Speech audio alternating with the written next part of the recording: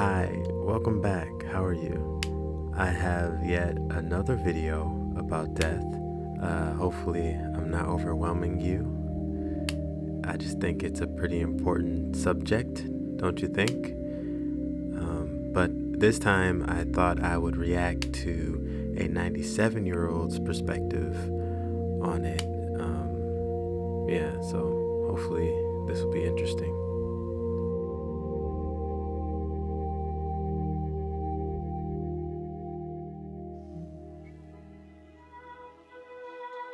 I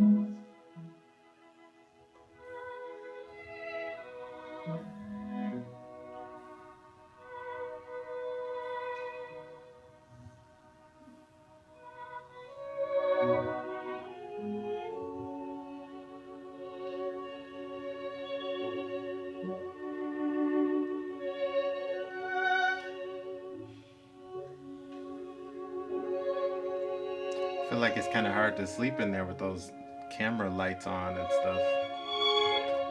They need to let that man sleep. Okay. Now he's using the bathroom.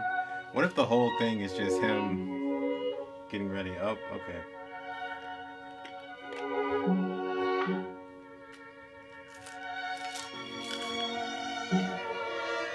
Overall, I could do a lot of the think usual things suspenders. of life, but now they are most of them done with effort and special care, and often enough with help of somebody else. And that's one of the challenges I have had, is to come to terms with the need for help. I am 97, which is a big surprise to me. At this age, naturally, I think about death. I do too.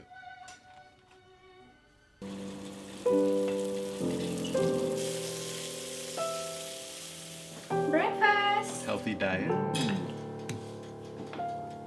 Thank you. Can I be real though? I would love to have an Asian lady look after me. Is that racist? I'm trying.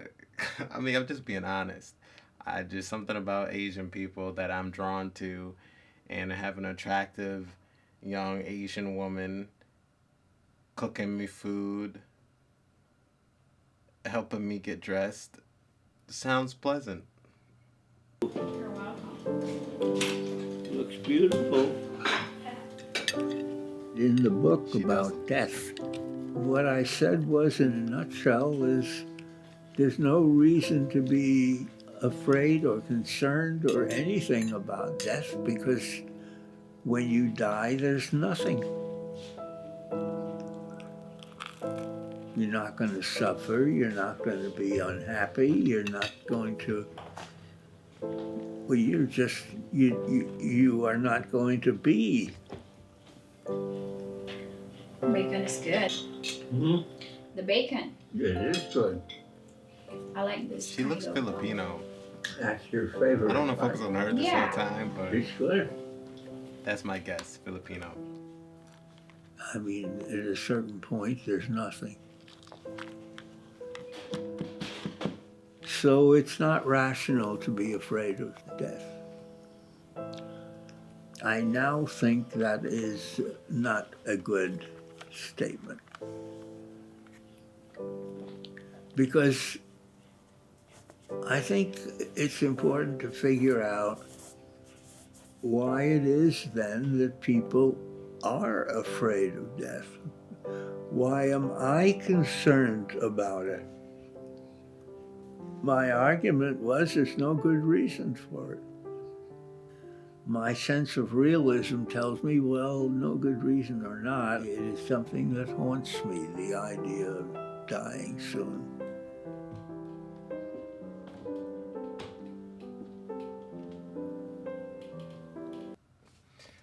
I'm gonna pause it because that's where I'm at. Like, I think intellectually, I wouldn't say I'm 100% okay with death intellectually, but I'm close. I'm like maybe a clean 85%, but it's the emotional part of me that's still like, I still have fear because I don't know what's going to happen.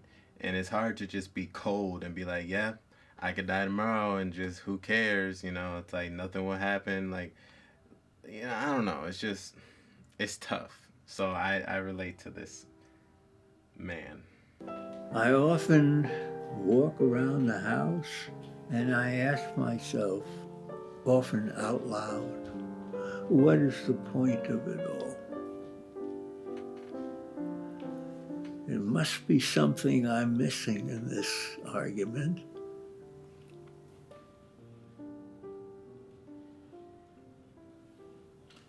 I wish I knew.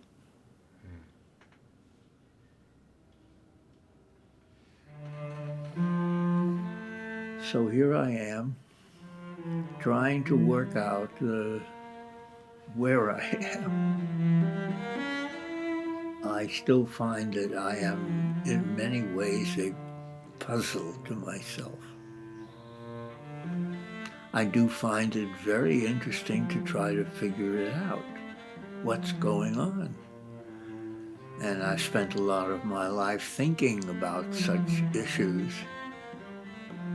But it's hard. I don't know.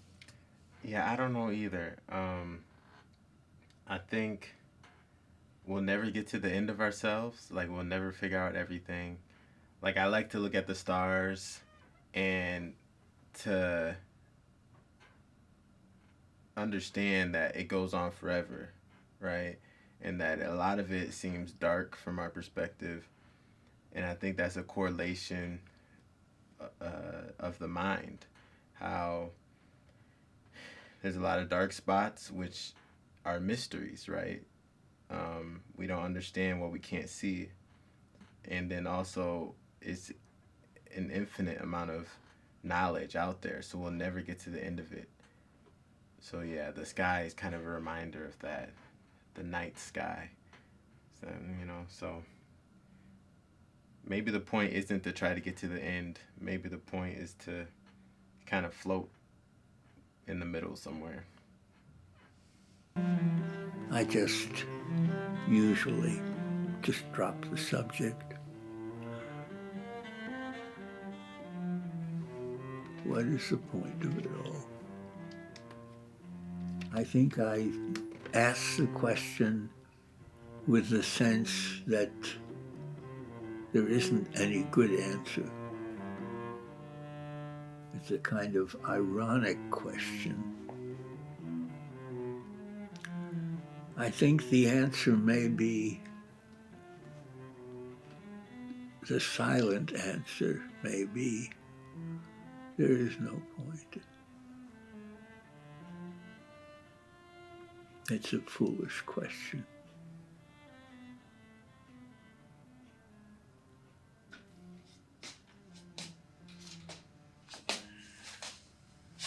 Well, okay, while he's talking about the point, I think the point, and I don't want to try to stand up against this guy and, place my perspective up against his, because a lot of what I believe, actually, everything I believe never started with me. These are all things that I just kind of picked up over time and that makes sense to me. So, one thing I heard is that life is a dance. Like, the point of dancing is not to get to a certain place in the floor.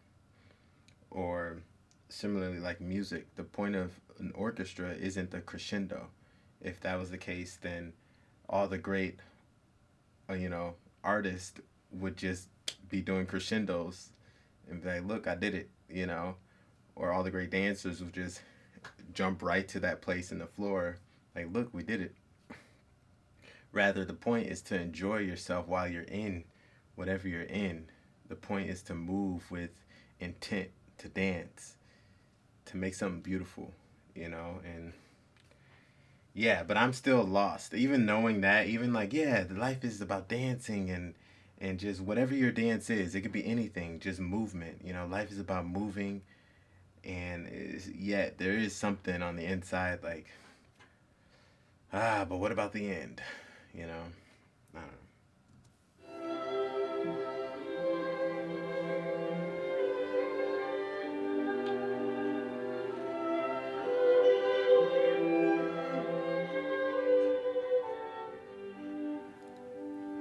If I had to say, if I had to say something, I would say that loneliness and absence is absolute part of my life. And that has to do with my wife. We were very close. We were married for probably around 70 years. And that is another dimension of this whole situation that I am preoccupied with at times. Because she's gone, and she has been for several years, and I feel that a part of me is gone.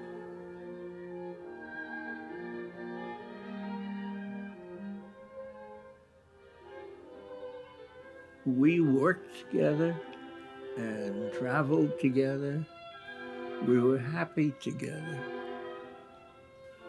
I know how fortunate I have been to have had a happy life, but half of me is gone.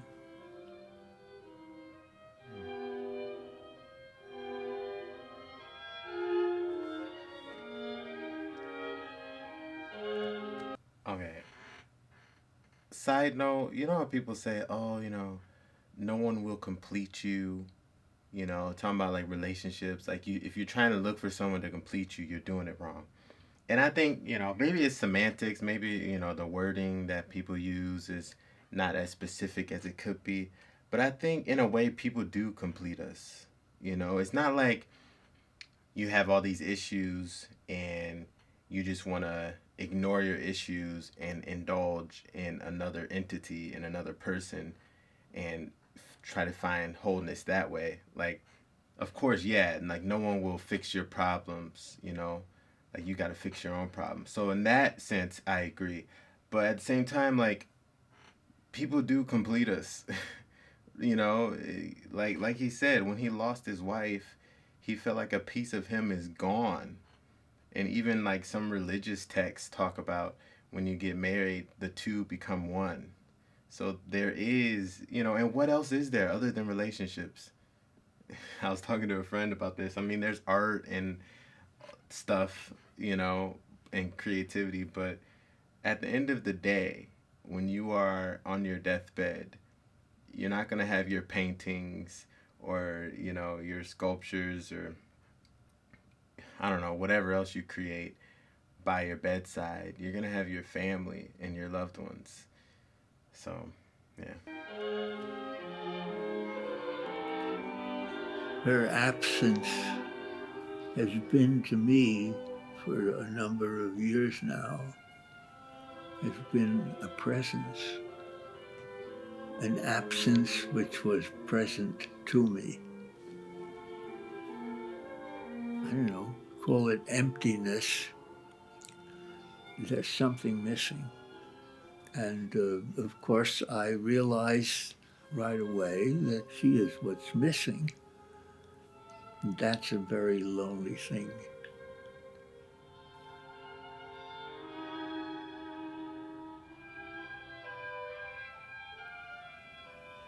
I was with her even when she was dying.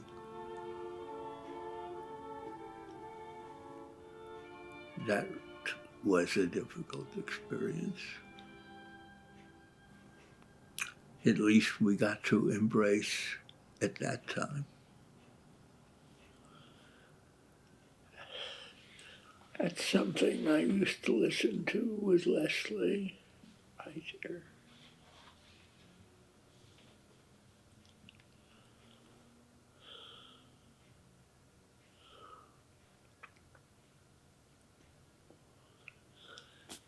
And we held hands.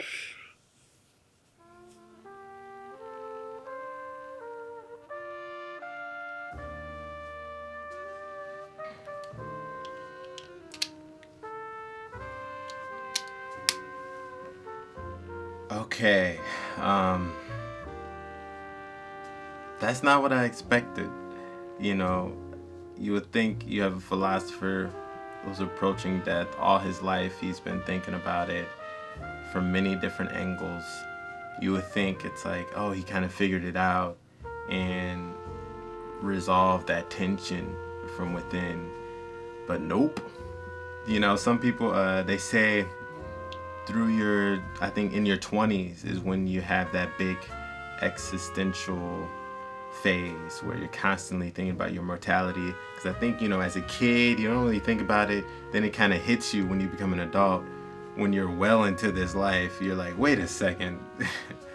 And like, oh, I have so much to lose, you know, right when you start to gain some experiences and some friends and, you know, I don't know, character traits and stuff, you're like, oh, I don't want to die. And I was told, okay, yeah, once you get to your 30s, you won't think about it as much. But I don't know if that's true. I hope so, because it's kind of exhausting. I know every other thing I post is about mortality, but it's just what's in me right now, and that's just what I have to produce. You know, that's my content as at the moment. So bear with me. But I do want to say one thing. I want to leave it off on this. There's a quote. I'm gonna look it up so I don't mess it up. Okay. So I want to leave it off on this quote by Alan Watts. And whenever I remind myself of this, it does give me a sense of peace for a moment, and which is, you know, I got to be grateful for that. So it says, when a cat falls out of a tree, it lets go of itself. The cat becomes completely relaxed and lands lightly on the ground. But if a cat were about to fall out of a tree and suddenly makes up its mind that it didn't want to fall, it would become tense and rigid and would be just a bag of broken bones upon landing. In the same way, it is the philosophy of the Tao that we are all falling off a tree at every moment of our lives. As a matter of fact, the moment we were born, we were kicked off a precipice and we are falling, and there's nothing that can stop it. So instead of living in a state of chronic tension and clinging on to all sorts of things that are actually falling with us, because the whole world is impermanent, be like a cat. Hopefully I read that right. I'm not the greatest reader. But yeah, just accept the fall. It's gonna happen. Accept it, and at least don't feel anxiety every day. I think that's the big goal. Just let's not be anxious. All right. Created for you.